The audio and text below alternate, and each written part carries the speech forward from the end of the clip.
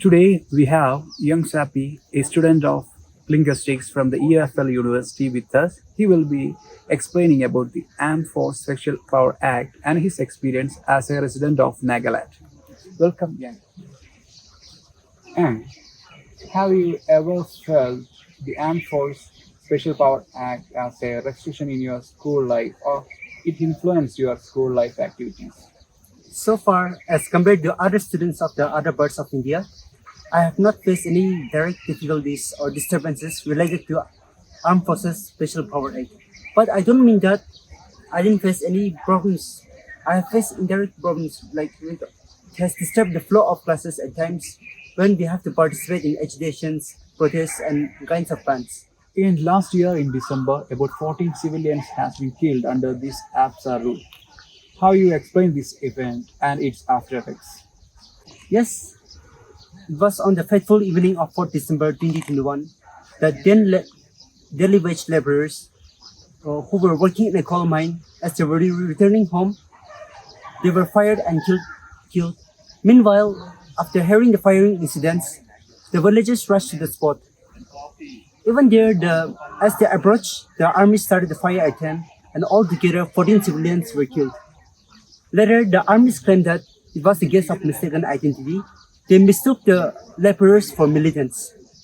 And then it has affected the peace and tranquility of the state in several ways. And then several agitation took place. And it was it was a black day for the Nagas. And it has totally destroyed the peace and tranquility which was prevalent in the state. Do you feel that AFSA is a draconian law? And how is it affecting the tourism of your land? Yes, I feel that AFSPA has become a draconian law. It has disturbed the tourism sector in our state. For instance, the Oting firing incident took place at the same time when the Hornbill Festival was going on.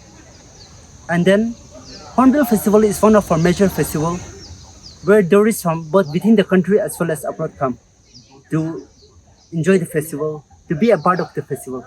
But the incident led to the sudden shutdown of the festival, and then many of the tourists expressed their anger and disappointment, which is a major drawback for our tourism sector. Freedom of life being a constitutional right is violated in this law. How you see it affects the daily life? Nagas are peace-loving people, and for the past few decades, we have lived in peace. Yet the involvement of the Armed Forces Special Power Act is not required because instead of helping us to maintain peace and security in our state, they have brought in terror and insecurity among the people through such incidents like the Oting incident.